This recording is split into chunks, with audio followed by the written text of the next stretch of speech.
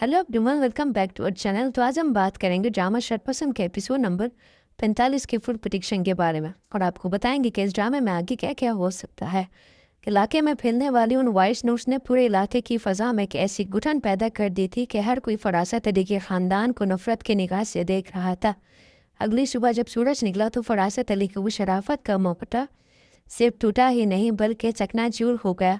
फरासत के घर के लोहे के दरवाजे के बाहर लोगों का हुजूम था, जिनकी क़यादत हफ्सा के दुख बड़े बाप कर रहे थे। फरासत ने हमेशा की तरह खुद को मजलूम और दीनदार साबित करने की कोशिश की, लेकिन उसकी बातों पर अब कोई यकीन करने वाला नहीं था। जब उसने चिल्लाया कि मेरा अल्लाह मेरे साथ इंसाफ करेगा, तो हफ्सा के बाप ने उसे एक ऐसी बदवा दी जिसने फरासत अली की रूह कांप दी।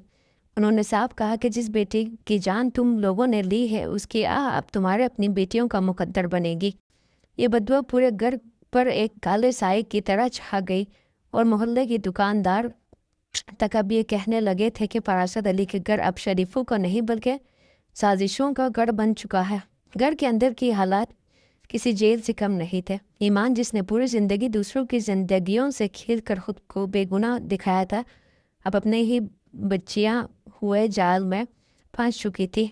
वो सोशल मीडिया और वॉइस नोट जिन्हें उसने हफ्सा को रुस्वा करने के लिए इस्तेमाल किए थे, अब उसकी अपनी बर्बादी का सबब बन गए थे। हम्माद ने रिश्ता ख़त्म कर दिया था, और मोहल्ले की थू ने ईमान को कमरे में बंद होने पर मजबूर कर दिया।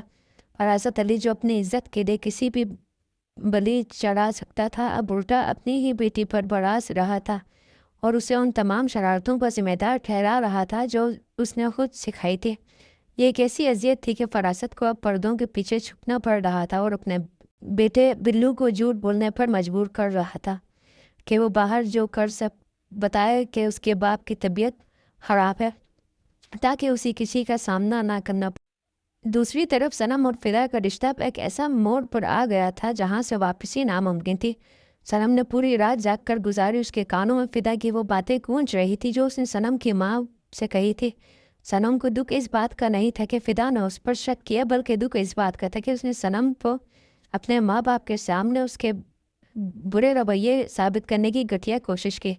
सनम ने फैसला कर लिया कि अब खामोशी किसी मसले का हल नहीं है। उसने कानूनी रास्ता अपनाने का सोचा ताकि फिदा जैसे मर्द को उसकी सही जगह दिखाई जा सके।